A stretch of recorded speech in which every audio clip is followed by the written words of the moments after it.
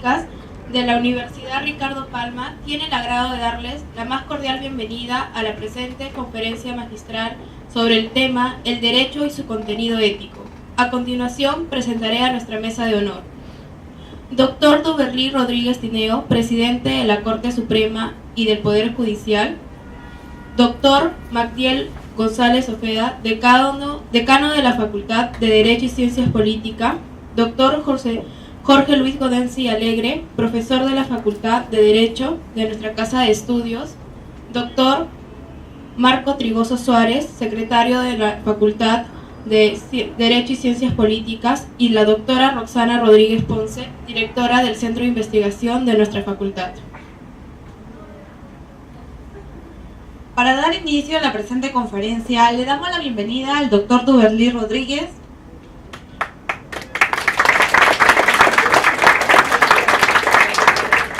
quien es egresado de la Facultad de Derecho y Ciencias Políticas de la Universidad Nacional Pedro Ruiz Gallo. Cuenta con una maestría en Ciencias Penales por la misma Casa de Estudios, doctor por la Universidad de Alicante de España. En el periodo de 1985 a 1990 fue diputado por la Izquierda Unida y representante de la Unión Nacional de Izquierda Revolucionaria.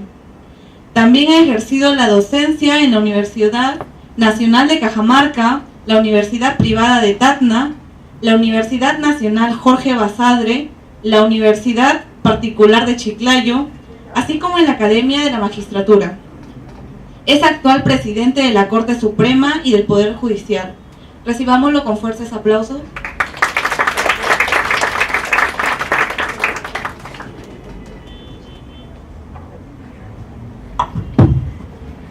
Señor decano de la Facultad de Derecho de la Universidad Ricardo Palma, distinguidos miembros de esta mesa, jóvenes alumnos, mujeres y varones.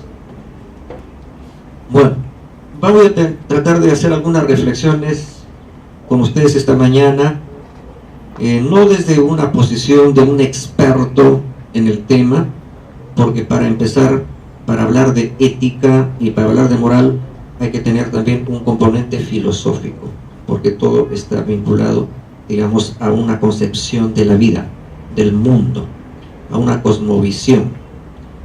No soy experto, no soy profesor en el tema, yo solamente pues practico un poco el derecho penal, el derecho procesal penal, pero algunas reflexiones quisiera compartir con ustedes. Primero,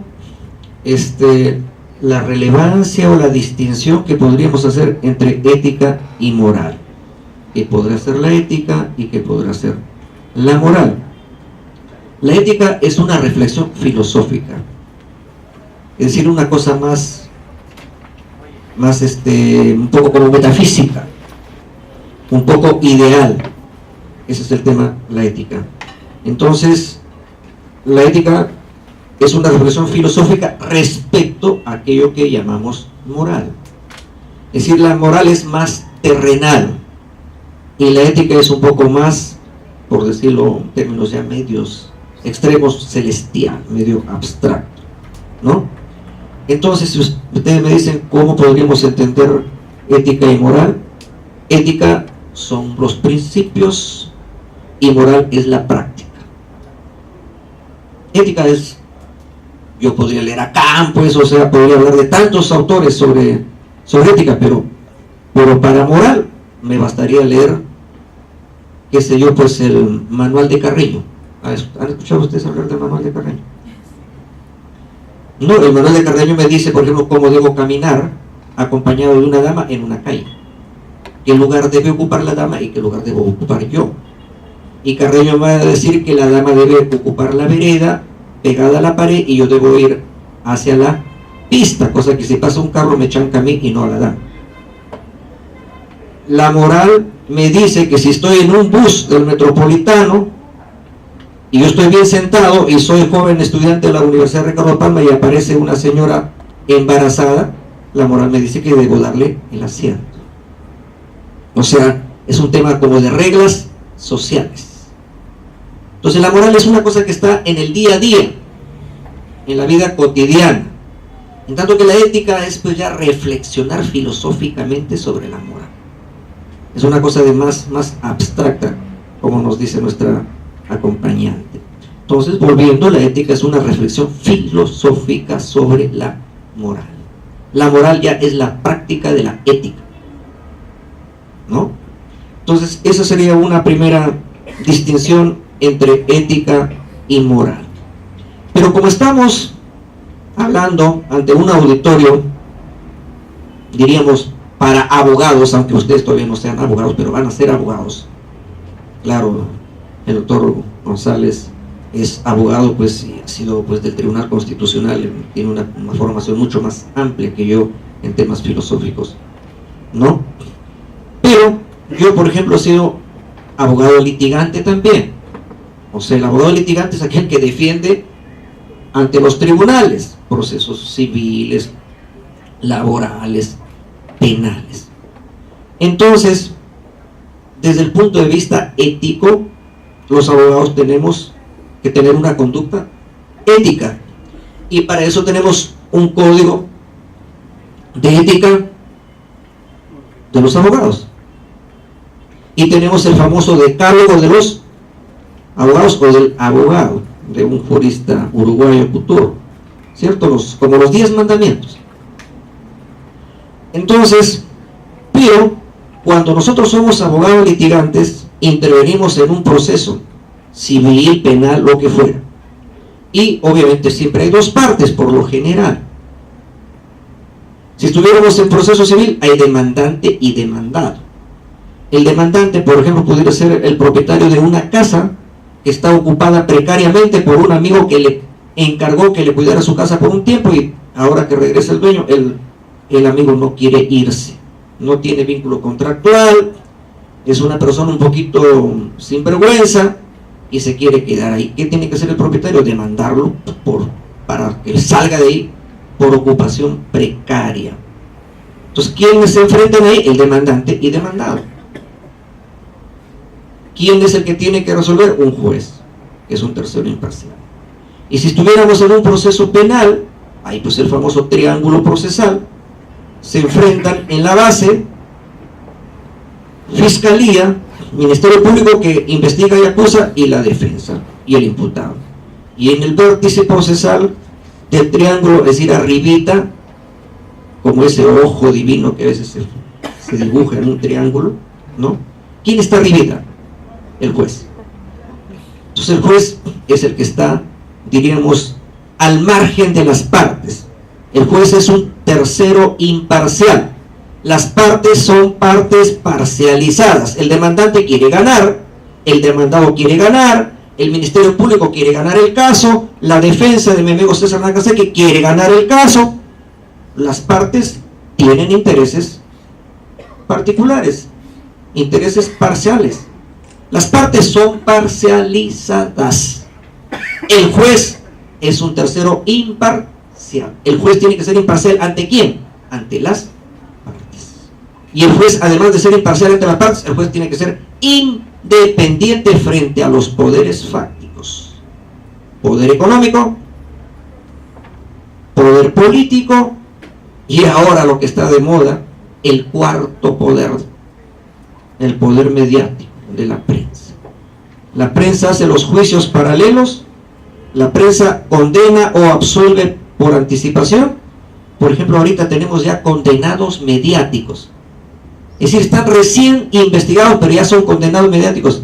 Yo no sé si habrán jueces independientes capaces de absolver a un condenado mediático cuando no haya prueba suficiente de cargo que destruya la presunción de inocencia. Entonces, ¿cómo actuar dentro del proceso? ¿Cómo deben actuar las partes dentro del proceso y particularmente los abogados? Eso se llama deberes de conducta procesal. Deberes de conducta procesal. ¿Cuál es el deber de un abogado? Contribuir con lealtad a la administración de justicia. ¿Qué significa eso? Que no debe hacer labor obstruccionista. No tiene que ser un abogado que litigue con mala fe. Tiene que haber lo que se llama buena fe procesal. Buena fe procesal. Porque si el abogado no actúa con buena fe procesal, lo que va a hacer es tratar de, por ejemplo, dilatar indefinidamente el proceso, si es que fuera demandado en la vía civil o si es que fuera acusado en la vía penal, buscando, por ejemplo, beneficios en la vía penal para lo que se llama la prescripción. La prescripción es una figura que establece que el paso del tiempo mata la acción penal. Entonces, por ejemplo, es un delito, llámese, por ejemplo, lesiones simples, que tiene una pena máxima de 2 años de pena privativa de la libertad. Si pasan los 2 años sin que se haya formulado denuncia, el delito ya prescribió, porque se superó la pena máxima prevista en el tipo penal, que es 2 años. Pero si ya empezó el proceso penal, por decir, después de medio año, el plazo ordinario para que prescriba es siempre 2 años. Pero como ya se interrumpió la prescripción porque hay un proceso abierto, hay lo que se llama la prescripción extraordinaria, que supone que pase un plazo en una mitad o en un 50% del plazo ordinario. Como estamos hablando, como ejemplo, de delito de lesiones simples, que tiene como pena 2 años, el plazo ordinario de prescripción es 2 años. ¿Y cuál sería el plazo extraordinario? 1 año, que es la mitad de 2. Entonces, si sumamos los 2 años de la prescripción ordinaria más el año de prescripción ordinaria, llegamos a 3 años. Y pasados los 3 años, el caso muere sí o sí. Indefectiblemente muere el proceso. ¿Y qué hacen muchos abogados? Juegan a la prescripción. Para que me entiendan, la hacen larga de cualquier forma. Recusan al juez, dicen que quejan al secretario, con eso y cuando ya el juez resuelve, apelan para que suba el expediente a la sala, y en ese ir y venir, como saben que demora mucho tiempo, tranquilamente consiguen que pasen los 3 años. Y al final ya no hay sentencia. No es que sea inocente, no es que lo declaren inocente, lo que pasa es que el juez va a declarar fundada la excepción de prescripción por el paso del tiempo, porque no se puede perseguir a una persona indefinidamente de por vida, salvo que fuera delito de lesa humanidad. Y últimamente que se ha modificado la Constitución estableciendo que para graves delitos de corrupción ya no hay prescripción, son imprescriptibles. Pero fuera de esos supuestos, todo prescribe, todo prescribe, todo termina, la vida misma prescribe, los amores eternos también prescriben. Entonces, el paso del tiempo mata todo. Entonces, los abogados que no tienen, digamos, una ética muy sólida, siempre van a jugar a maniobras obstruccionistas y maniobras dilatorias. Y luego, ¿a quién le echan la culpa de eso? Al juez. ¿Por qué demora tanto este caso? ¿Por qué en lugar de resolverse un caso tan simple, 2 años, 1 año, por qué demora 3, 4? Pues hay que ver cuál es la conducta procesal de las partes, y particularmente de la defensa. Entonces, yo creo que los abogados debemos tener una conducta procesal guiada por la buena fe, procesal. No estoy hablando de buena fe religiosa, estoy hablando de la buena fe procesal. Es decir, que el abogado tiene el deber de conducta procesal de contribuir con que la justicia sea pronta, sea rápida, para que se pueda resolver el fondo del caso. Pero ya les digo, en la vida real, porque una cosa es lo que le enseña el profesor MacDiel, lo que le enseñan sus profesores y lo que yo les diga, pero vayan a la vida real cuando se litiga, van a encontrar que los abogados son obstruccionistas, pero campeones.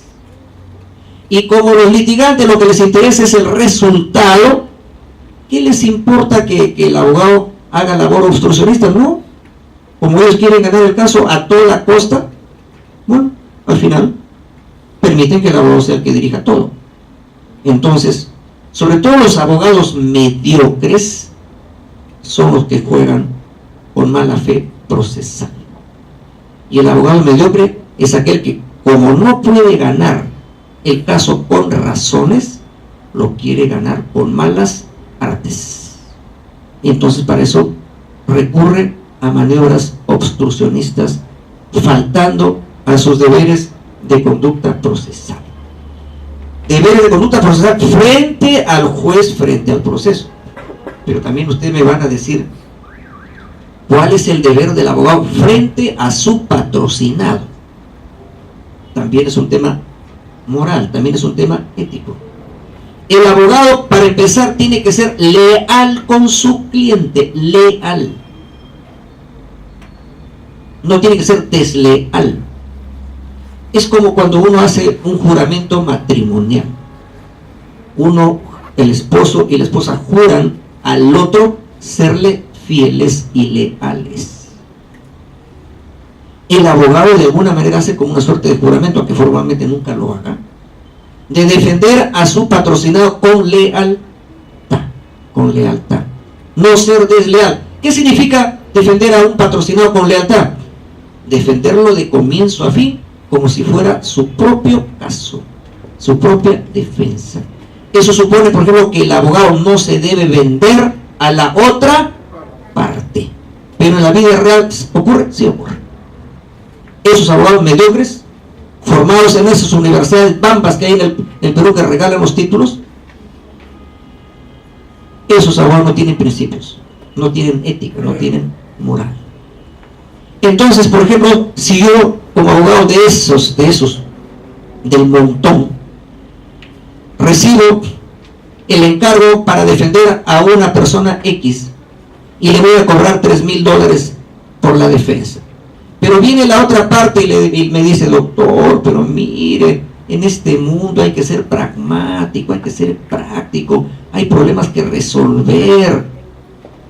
¿Qué pasa si entramos a un acuerdo? Yo le duplico lo que le está pagando su patrocinado. En lugar, yo le voy a pagar $10,000, pero usted va a hacer una defensa aparente. Va a ser una defensa aparente. Y si yo soy un abogado sin principios, desleal con mi cliente, me dejo llevar por el interés del dinero y me vendo a la otra parte. ¿Qué estoy violando? Mi deber de lealtad procesal frente a mi patrocinado. Entonces, ese es un tema importantísimo, que el abogado tiene que ser leal con su patrocinado. Pero también, a veces, hay gente que es llevada del mal. Yo lo digo porque tengo experiencia. Yo he sido abogado litigante. Por ejemplo, a mí me contrataba por llevar adelante un proceso civil. Me daban mis honorarios, digamos, a cuenta, iniciales. Quedábamos por decir, en 5,000 soles. Me daban 1,000 soles a cuenta. Y luego me decían, no, cuando termine el juicio, doctor, ya le pago todo. Muy bien. Seguí el juicio, y salía la sentencia favorable. Y luego, después de que salió la sentencia, me enteré que me habían cambiado de abogado. Habían cambiado de abogado. ¿Para qué? Para no pagarme lo que me debía. Para no pagarme lo que me debían. Y que se buscan a otro abogado para decir, tú nomás ya vas a ejecutar la sentencia porque ya salió la sentencia. Entonces, obviamente, le va a cobrar menos de lo que a mí me está debiendo. Entonces, esa gente que también existe es la que a veces lleva a que abogados honestos, digamos, a veces ya pierdan la confianza en los propios patrocinados. Es decir, así como hay abogados desleales con sus clientes, hay clientes que también son desleales con su abogado. ¿Me entienden? O sea, se dan los dos supuestos, ¿no? Entonces, a mí me ha pasado. ¿Y qué tiene que hacer un abogado cuando uno gana el juicio y el cliente no le paga? Tenemos que hacer un trámite que es casi vergonzoso. Juicio por cobro de honorarios profesionales. ¿Cómo va a ser posible que yo tenga que estar haciendo un juicio a mi cliente para que me pague cuando mi cliente debía pagarme conforme se comprometió? Incluso algunos estudios jurídicos de algunos abogados de peso, aparte de los honorarios profesionales normales que podemos hablar, ponen lo que se llaman honorarios de éxito. ¿Qué significa eso? Que si ganan el caso, le pagan un adicional, un plus, por haber ganado el caso.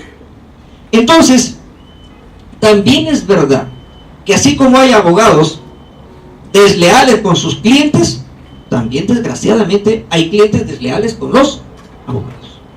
Pero claro, yo aquí no vengo a decirles a ustedes que en su actividad como clientes, no, les tengo que decir, dar consejos en su condición de abogados, que tienen que ser leales con su cliente, tienen que ser leales con su patrocinante, porque si no van a tener experiencias como algunos ex procuradores o ex procuradoras del Ministerio de Justicia, que el ministro las contrata para que sean procuradores del Estado, y lo primero que hacen es grabarles a sus jefes, y lo primero que hacen es hacer todo lo contrario a lo que sus jefes le están pidiendo. Es decir, inmediatamente se convierten en desleales para tratar de buscar ya objetivos aparte, muy particulares. Entonces, el tema de la lealtad es con quien alguno lo ha contratado para una defensa profesional.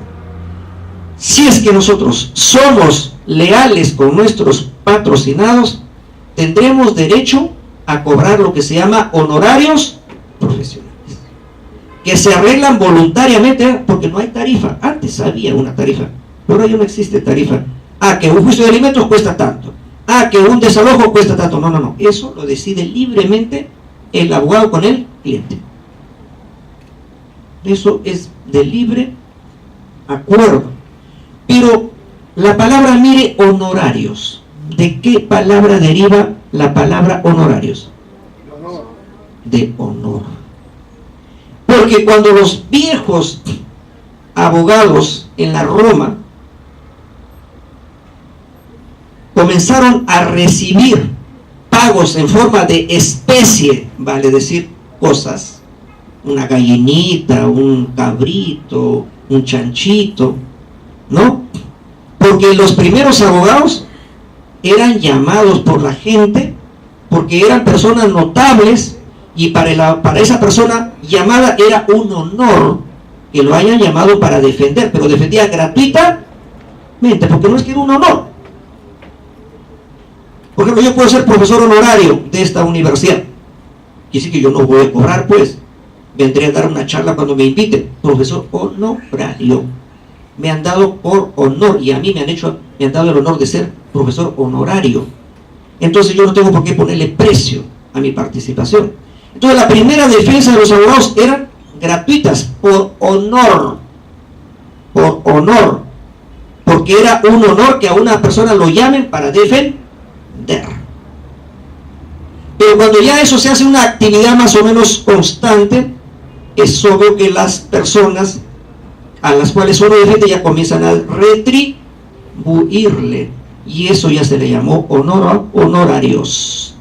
Ojo, la palabra honorarios viene de la palabra honor, es decir, hay que cobrar, hay que percibir nuestros honorarios, pero con honor, con dignidad, no vendiéndonos al mejor postor, como les comenté hace un momento.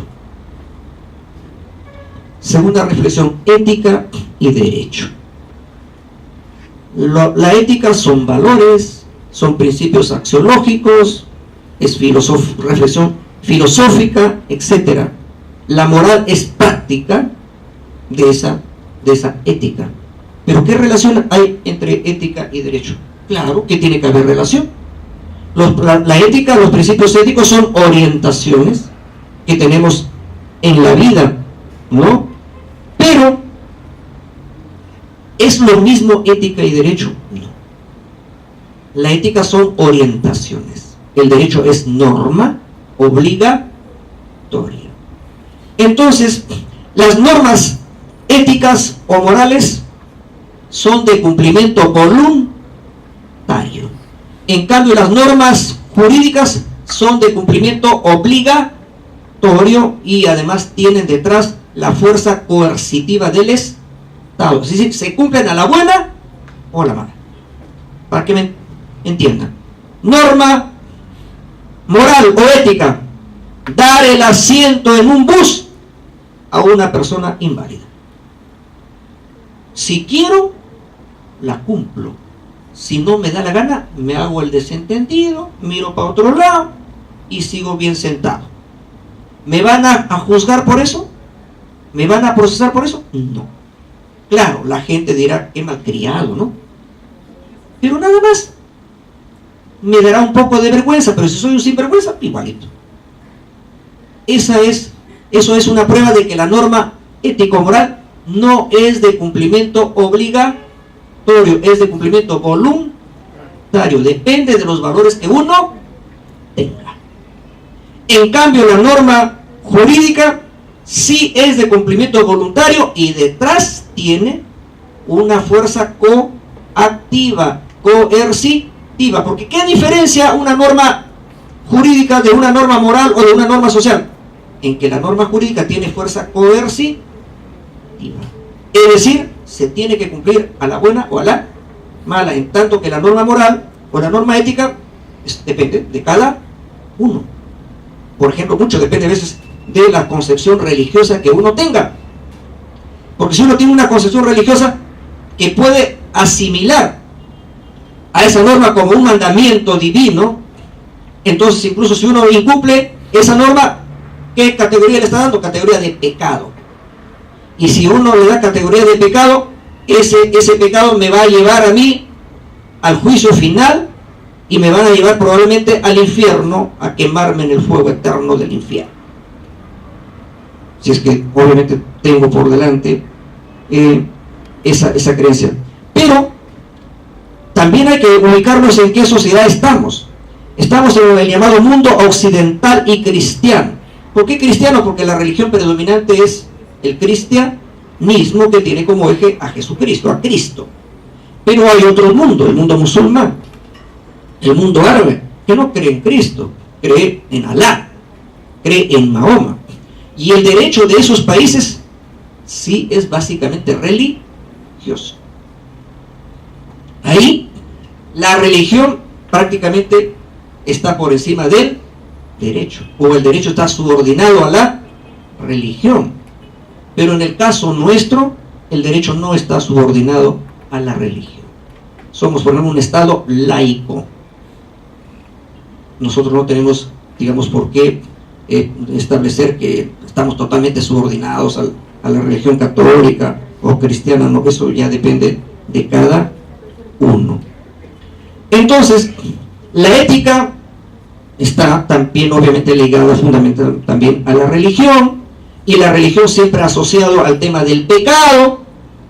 Y si vamos a la Edad Media, donde el mundo cristiano estaba subordinado a la religión, a la Iglesia católica, entonces ahí pues había, por ejemplo, delitos que tenían que ver siempre con la religión. Por ejemplo, los herejes, los que no creían en Dios, es decir, en el Dios de los españoles, porque nuestros aborígenes tenían también sus dioses, pero su dios era el sol, era la luna, era un cerro, era un lago.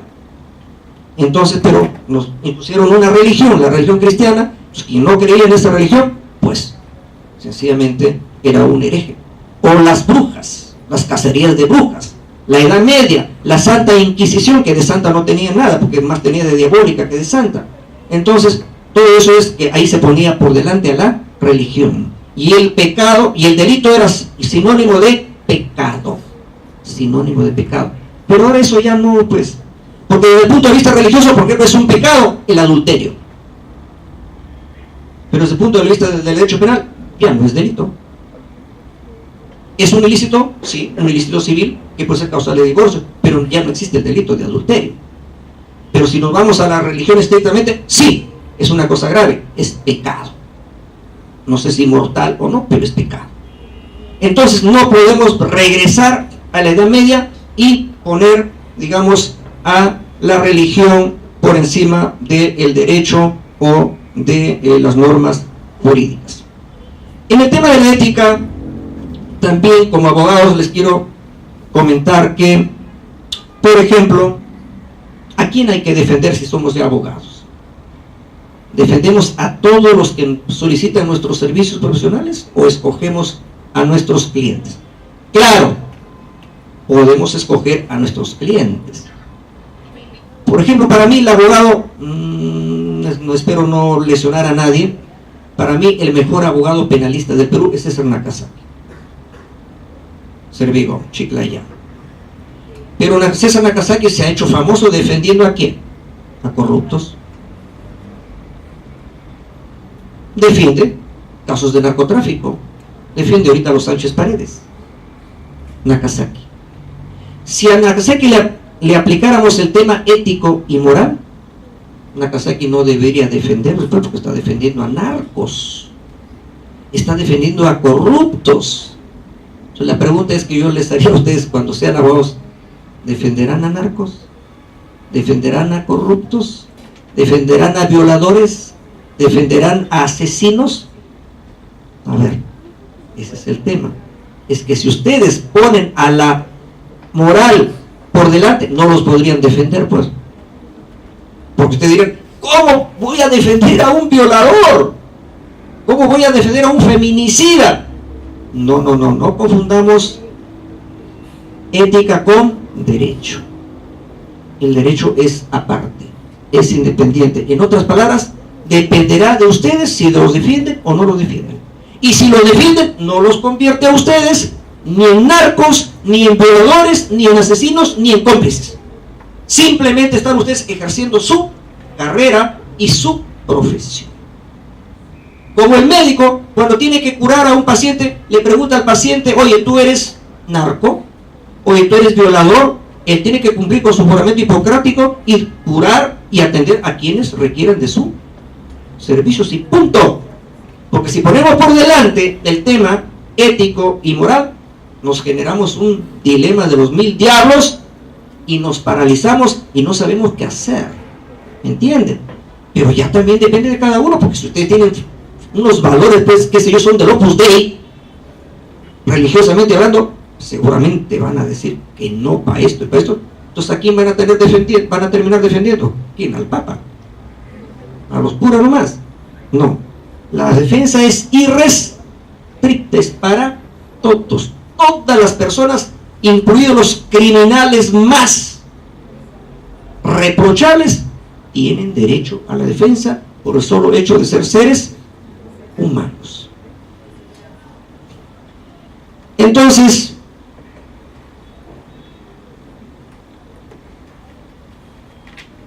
esa es una reflexión que me interesaba compartirla con ustedes, porque seguramente van a plantearse ese dilema cuando ya estén para ejercer la defensa. Y si el derecho es su medio de vida, ¿de qué van a vivir? Del ejercicio, pues, del derecho. Su instrumento, su herramienta de trabajo es el derecho. Y si cualquier persona viene a requerir sus servicios profesionales, los atiende, pues. Yo cuando comencé a ejercer, yo defendía de toda, era todista. Llegaba un caso civil, aceptaba el caso civil. Llegaba un laboral, aceptaba el laboral. Venía un penal, aceptaba, porque es la lucha por la subsistencia, por el pan del día. Voy a darme yo el lujo. No solamente recibo casos civiles, nada de penales. Oye, pero si me van a pagar, también lo recibo. Que de repente no tengo especialidad en el tema, ya averiguaré con los abogados de más experiencia, les pediré consejos cómo afrontar el caso. Pero tengo que hacer. Ahora ya en el ejercicio ya prolongado, uno se va como especializando, se vuelve laboralista, civilista, penalista, porque cuando salimos de abogados, nadie sale con especialidad, ¿eh? Salen como abogados en general. Pero si ustedes hacen una maestría en penal, ya se volverán penalistas. Si hacen una maestría en comercial, se volverán, pues, especialistas. En tributario, tributaristas. Eso ya depende de la opción que cada uno tenga y además de la necesidad de trabajo que tenga, pues. Porque si los llaman a trabajar en la SUNAT, seguramente van a querer, pues, especializarse en tributario, ¿cierto? Eso ya, la vida misma es la que nos va a guiar por una, digamos, especialidad. Ética y magistratura. El tema es que quienes más conducta ética están obligados a guardar, pues, son los jueces. Imagínense, porque los jueces tienen que ser, pues, un ejemplo. El abogado, ya por último, es parte, tiene intereses particulares, pero el juez, como tercero imparcial, tiene que ser una persona, digamos, intachable, ética y moralmente. Tenemos códigos de éticas a montones. Yo digo que hay una inflación de códigos de ética. Lo que nos hace falta es que en la práctica tengamos una conducta ética que rija, que guíe nuestras vidas. Yo, por ejemplo, yo les dije que no soy un experto en temas éticos o de moral, pero en este momento yo tengo una responsabilidad de Estado. Yo ahorita soy presidente de la Comisión de Alto Nivel de Anticorrupción. Me ha dado esa responsabilidad a todos los organismos del Estado y tengo que estar prácticamente, digamos, trabajando para cómo enfrentar la corrupción, tanto pública como privada, a nivel nacional. Y los jueces también tienen que tener ciertos criterios para trabajar. Primero, tienen que ser independientes, ya les dije. Segundo, tienen que ser imparciales. Tercero, que tienen que tener libertad para resolver los casos. Eso se llama libertad de interpretación judicial, porque eso del positivismo jurídico de los jueces, boca de la ley, eso ya ha sido superado. Los jueces, antes que aplicadores de la ley, son intérpretes de la ley, porque la ley no es solamente un artículo de un código civil o penal. La ley es un ordenamiento jurídico, normas nacionales y normas internacionales. Tenemos que dar una lectura integral a todo el ordenamiento jurídico nacional o internacional. También es un tema vinculado a la ética, el llamado secreto profesional. Si a usted lo busca una persona para que lo defienda, por ejemplo, uno que presuntamente haya cometido un delito, lo primero que le dice el abogado, ¿qué le dice? Cuéntame toda la verdad, pues, para yo poder armar tu defensa. Franquéate. Cuéntame toda la verdad, como si fuera una confesión ante un cura. Y el cliente, el patrocinado, le cuenta toda la verdad. Póngase en el caso de Jordi Reina. Ya, cuéntame pues toda la verdad, ¿qué ha pasado esa noche? Y Jordi les cuenta todo, para que ustedes armen la defensa. ¿Y qué pasa si el abogado se va a donde Beto Ortiz y dice, miren, sé todo esto me ha contado el Jordi? ¿Qué está violando? El secreto profesional. Uno no puede violar el secreto profesional. ¿Qué sería de los curas que también tienen que respetar el secreto profesional de cura? Porque imagínense cuántos cientos de personas pasan por el confesionario.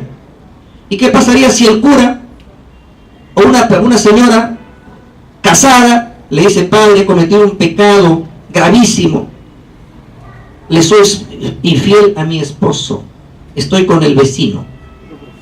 Y ese cura inmediatamente corre a decirle al marido que su mujer le está sacando la vuelta, para que hasta se pueda producir un crimen pasional.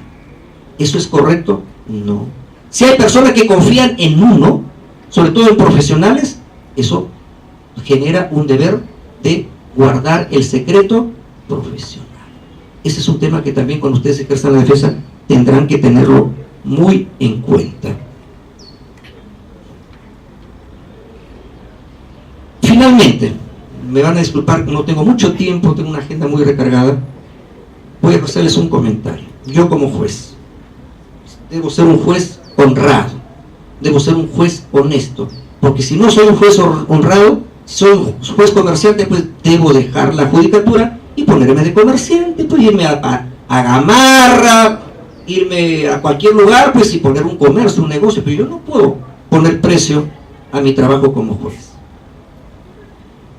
Para ser un buen juez se requieren 3 condiciones, dicen los ingleses.